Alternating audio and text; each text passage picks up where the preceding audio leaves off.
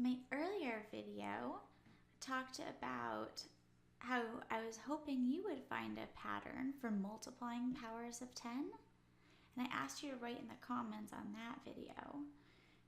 Now, I'm hoping you've had enough time to find it, because if you haven't, you should stop this video.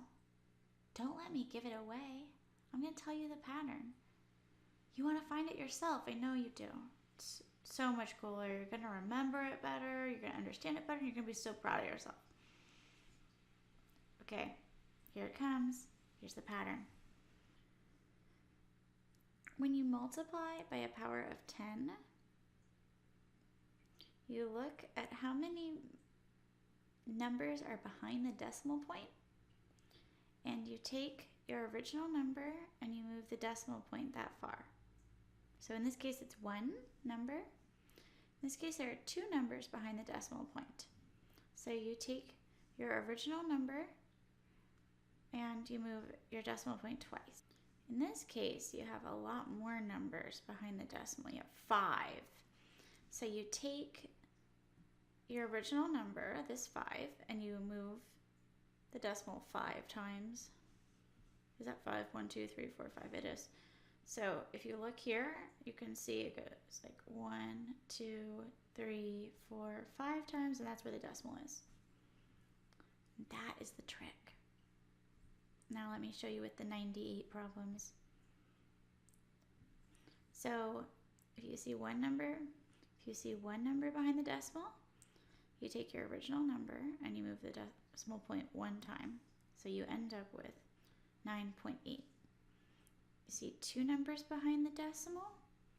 You start with your original number and you move the decimal point 2 times, and you end up with 0.98. In this bottom problem, you have 1, 2, 3, 4 numbers behind the decimal. So you take your original number and you move the decimal point 4 times.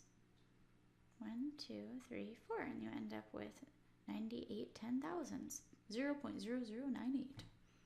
That's the trick. What you might notice is that I'm taking the decimal and I'm moving it to make the number smaller. When I multiply by a decimal, that makes the number smaller.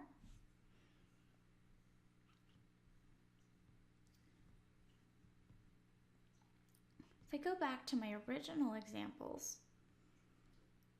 you could think of it, instead of adding zeros, you could think of it as moving the decimal point. So if I have 1, 0, then you would move the decimal point from here over 1. So you go from 5 and you move it over 1, you get 50. You use the number of zeros. You start with the decimal point was originally behind the 5, and you move it 3 times to make the number bigger. When you're multiplying by a whole number, the number gets bigger. So you move the decimal 3 times, and you end up at 5,000, 0.0000. It's just imaginary. Same thing with the 10,000. There's 4 zeros, so you're moving the decimal points 4 times. This imaginary 0.0 here. 98, same story. There's 1 0, and so you're moving the decimal place 1 time. Here, you have 4 zeros. So you're taking the original 98 and you're moving the decimal place 4 times to make 980,000, 0.0. Now you can see the decimal point. So there you have it.